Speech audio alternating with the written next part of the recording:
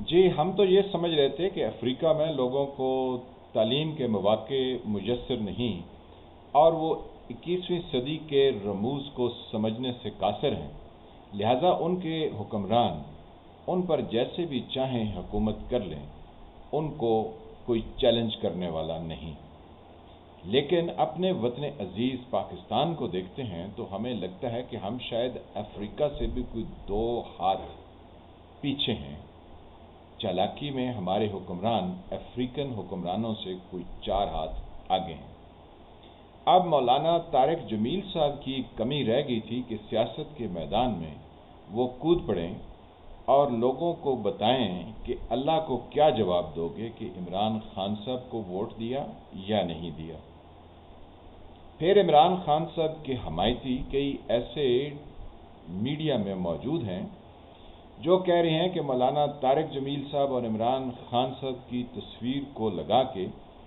Chinese جو ہے وہ ٹویٹ کر رہے ہیں اور کہہ رہے ہیں کہ وہ عمران خان صاحب اور مولانا طارق جمیل کے فلسفے پر یقین رکھتے ہیں، یعنی وہ ایتھیسٹ ہیں، ان کا تو کوئی مذہب نہیں۔ ہمیں یہی بتایا گیا تھا جب سوویت یونین سے پاکستان اپنے تعلقات بڑھانا چاہتا تھا تو 1950s میں 60s میں یہی کہانیاں سنائی گئیں کہ وہ تو لا دین ہیں، تو ہمیں یورپ اور امریکہ کے قریب ہونا چاہیے، کم از کم یہ عیسائی ہیں جس کا تذکرہ ہمارے مذہب میں بھی ملتا ہے۔ لیکن اب کیونکہ ہماری پینگیں کہیں اور جوڑنے کی تیاری ہے تو جس کے منہ میں جو آتا ہے وہ ویسے ہی بغیر سیاسی اور تاریخی واقعات کو دیکھے بولتا جاتا ہے۔ اب چائنیز ٹویٹ کریں عمران خان اور مولانا کے حق میں تو عمران خان کے حواری یہ کہیں کہ وہ دراصل روس کے ساتھ چین کا تعلق ہے، اس وجہ سے وہ عمران خان کو سپورٹ کر رہے ہیں، اور کیونکہ یہ جو نئی حکومت آئی ہے یہ امریکہ اور یورپ کے کہنے پر آئی ہے، اس وجہ سے عمران خان کی مخالفت میں ہے تو ان کو امریکن سپورٹ کر رہے ہیں اور امریکہ چائنا کے خلاف ہے، اس وجہ سے آپ اللہ کو کیا جواب دو گے، یعنی نرالا ہی کام ہے۔ اب دیکھیے کہ پاکستان میں ہمیں تو پورا کلمہ اور قرآن پاک سنانے والے بھی ہم نے اپنے بچپن میں دیکھے کہ جو اسلامک ٹچ نہیں، اسلامک تڑکا لگاتے تھے اور لمبی لمبی قرآن پاک سے تشریحات لے کر آتے معذرت، اور پھر لوگوں کو بتاتے کہ آپ اسلام کے قریب کس طرح ہوں، حالانکہ وہ خود اپنا کوئی وعدہ، یعنی اسلام تو کہتا ہے کہ آپ سچ بولیں اور اپنا وعدہ پورا کریں، تو وہ اس پر کبھی عمل پیرا نہیں ہو سکے۔ لیکن پھر جب وہ اس جہان فانی سے رخصت ہو گئے ایک طیارہ حادثے کی شکل میں، یعنی جنرل ضیاء الحق صاحب، تو پھر پاکستانیوں کو پتہ چلا کہ ان کا اسلام سے قریب کبھی کوئی تعلق نہ تھا۔ پھر اس کے بعد ہم آگے چلتے گئے تو ہمیں نواز شریف صاحب مذہبی جماعتوں کے ساتھ کھڑے ہو کے روزانہ لیکچر دیتے تھے، تو عوام نہ سمجھ سکے اور یہی صورتحال چلتی رہی۔ اب مولانا طارق جمیل صاحب یہ فرما رہے تھے کہ اللہ تعالیٰ کو کیا جواب دو گے کہ آپ نے عمران خان کو ووٹ نہیں دیا، تو اب اس کے مقابلے میں یعنی پورا ہی قرآن پاک کوٹ کرنے والے عاشق رسول میدان میں آ گئے ہیں۔ آپ اندازہ لگائیے کہ 13 اور 14 اگست 2022 کی درمیانی شب کو پولیٹیکل گیدرنگ کے لیے عمران خان صاحب نے ایک پروگرام ترتیب دیا ہے،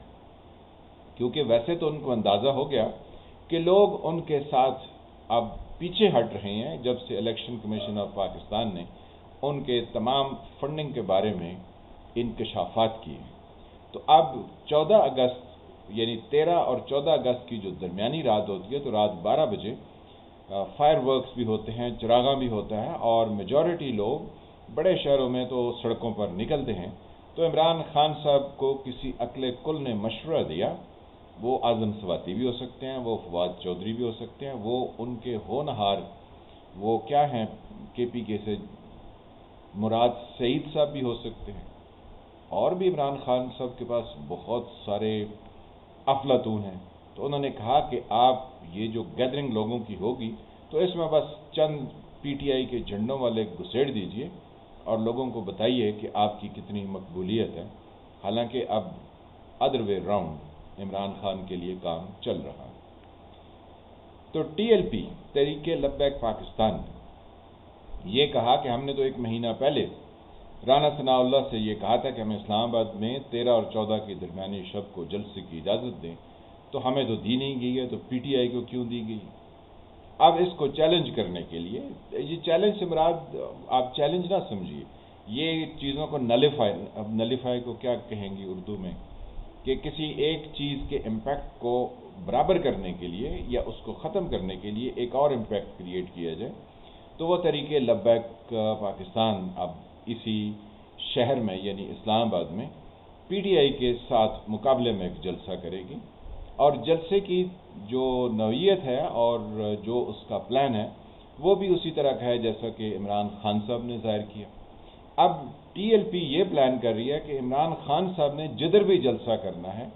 ٹی ایل پی بھی اسی جگہ جلسہ کرے گی۔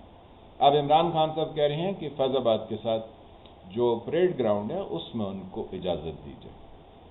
تو ٹی ایل پی کہتی ہے ہم نے بھی وہیں کرنا ہے۔ عمران صاحب کہتے ہیں میں F9 پارک میں کروں گا، تو ٹی ایل پی کہتی ہے ہم بھی F9 پارک میں کریں گے۔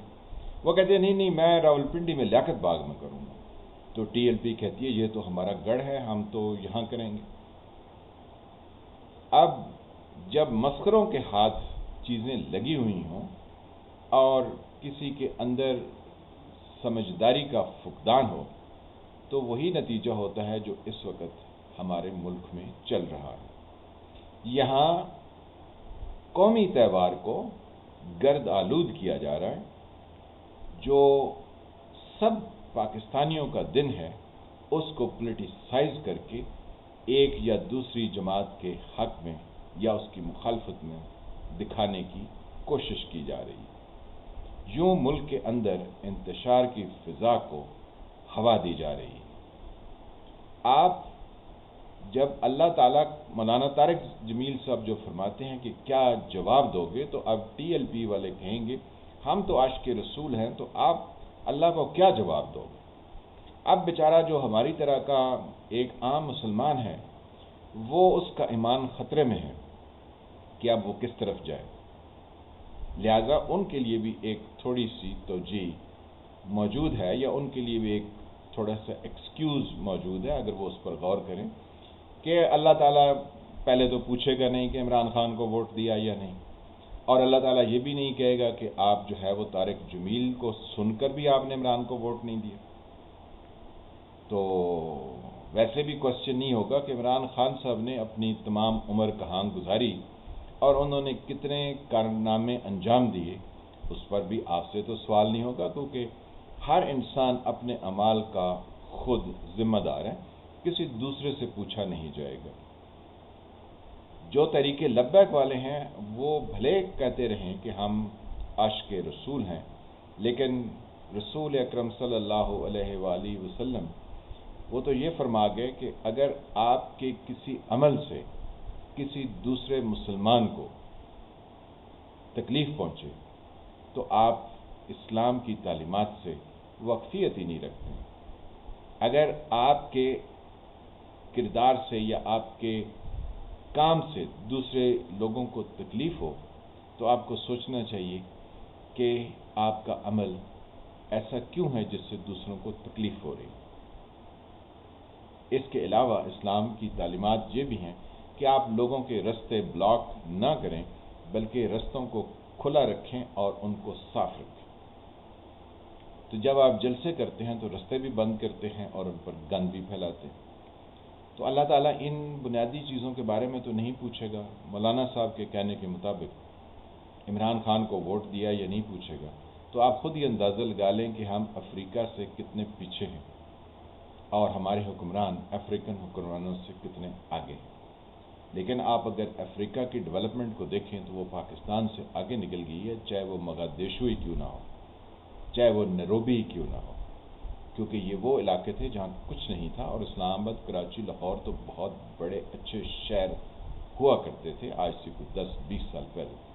لیکن افریقہ کے ان علاقوں نے پاکستان کو کراس کر چکے ہیں، ان میں ڈیولپمنٹ کا عمل پاکستان سے زیادہ تیز ہے۔ مجھے تو جب افغانستان میں امریکی چھوڑ کے گئے تو افغانستان کے کابل کی ڈیولپمنٹ دیکھ کر یہ حیرانگی ہوئی کہ وہ اسلام آباد سے وہ بھی آگے ہو گئے تھے۔ تو ہم کبھی چائنا کے نعرے لگائیں گے، کبھی امریکہ کے نعرے لگائیں گے، اپنے ملک کے نعرے نہیں لگائیں گے کہ ہم کر کیا رہے ہیں اور ہم کس گرداب میں پھنسے ہیں۔ امریکہ جائے پہاڑ میں اور چائنا جو ہے وہ جدھر مرضی ہے جائے، ہمیں اس سے غرض نہیں ہونی چاہیے، ہمیں صرف اپنے ملک کی ڈیولپمنٹ سے ہونی چاہیے۔ اور یہ اس طرح کے جو مسخرے ہیں اس وقت پاکستان پر مسلط ہے یا پہلے مسلط کیے گئے یا جو کچھ بھی یہاں پر اکھاڑ بچھاڑ ہوئی، ہمیں اس تمام عمل سے اجتناب برتنے کی ضرورت ہے، تبھی ہم کسی سیدھے رستے پر چل سکیں۔ سوچنے کا عمل ہے، آپ بھی سوچئے اور دوسروں کو بھی سوچنے کی دعوت دیجیے۔ میں ہوں فالح ملک، آپ دیکھ رہے تھے سرکار۔ اللہ تعالیٰ آپ کو اپنی حفظ و امان میں رکھے۔ جن فرینڈز نے چینل کو سبسکرائب نہیں کیا وہ اس کو سبسکرائب کریں، گھنٹی کے نشان کو بھی دبا دیں تاکہ آپ کو نئی آنے والی ویڈیوز ملتی رہیں۔ ویڈیو کو لائک کریں، شیئر کریں، کمنٹ کریں۔ ملتے ہیں کسی نئے ٹاپک سے، تب تک کے لیے خدا حافظ۔